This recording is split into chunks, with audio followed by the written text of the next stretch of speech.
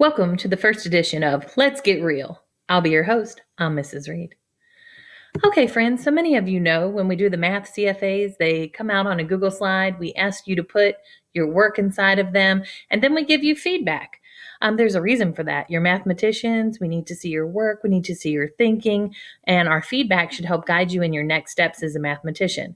So let's look at this first slide on Let's Get Real. Take a look at this student. Take a look at her work. The problem's up in the top, 126 divided by 2. I can't see a thing, can you? Let's get real.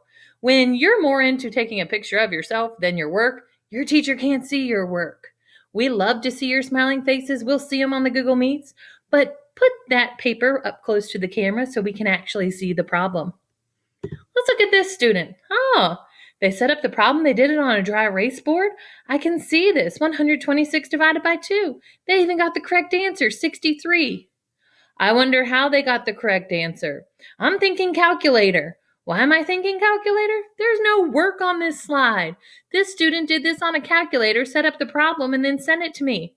This is worthless. This student did not do the work. This would be a 0.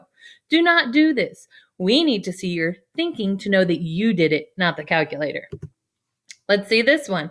Oh, 63, correct answer. No work again. The whole part of math that we want to see is your thinking and your work. So I would tell this student, get real. That's a calculator answer. That took no brain, that took no grit, that took no thinking. Do it again.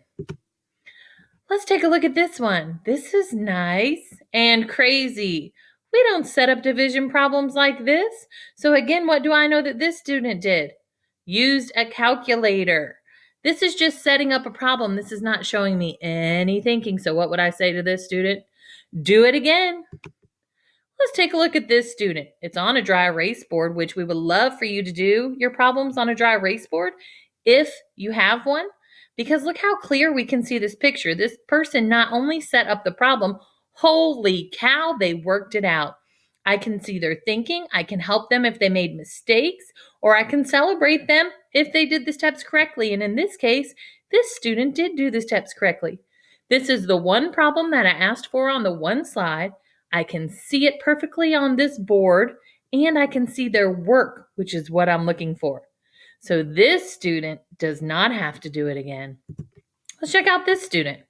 This student did not have a dry erase board, so they worked it out in their notebook. But look what they did. They got up really close. They put that notebook up really close up in the camera. They got their parent to help them if they couldn't straighten it out right. And they focused in on that one problem that was on the slide so that I could see their work that they did. And they got it correct. And even if they didn't get it correct, I would be able to tell because they showed me their work. This is not calculator brain. This is their brain. So they do not have to do it again. This is acceptable work. So when doing your work on a notebook, you would use a pen.